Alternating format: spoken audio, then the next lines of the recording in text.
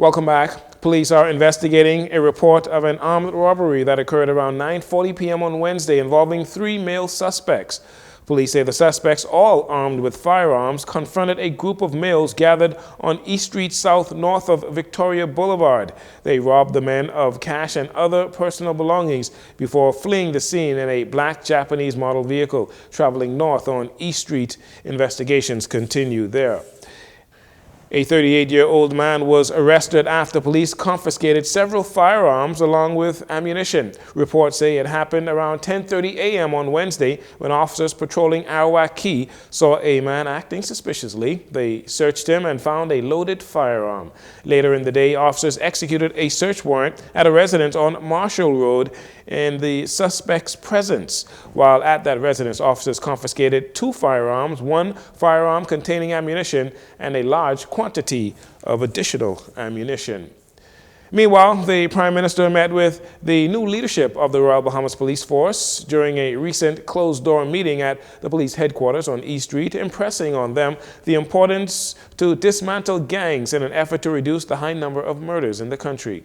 On Wednesday, before heading into the first sitting of the House of Assembly this year, Prime Minister Davis was asked by the media what additional goals might be in the pipeline for the police in 2025. What is in the pipeline for them is ensuring that it's the restoration of trust with the Bahamian people, and they committed to do that. I thought that the meeting went very well. All the officers seem to be on board. They understand the mission that they have, and they realize that there has to be a resetting of their relationship with the Bahamian people, and they are committed to doing that. Many members of the society have been critical of the Royal Bahamas Police Force that has seen some of its officers caught up in matters of corruption, criminal activities, and abuse of power.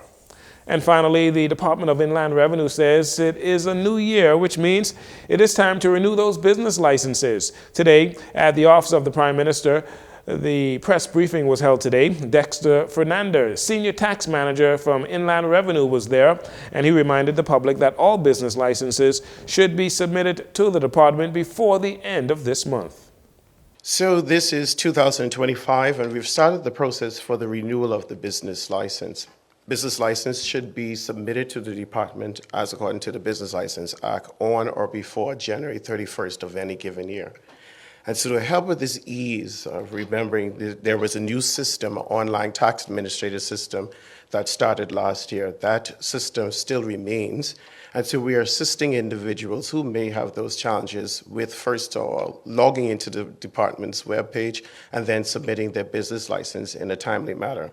So the webpage remains inlandrevenue.finance.gov.bs, and once you're onto that webpage, you would go on to the login section, which will redirect you to the VAT and Business License portal.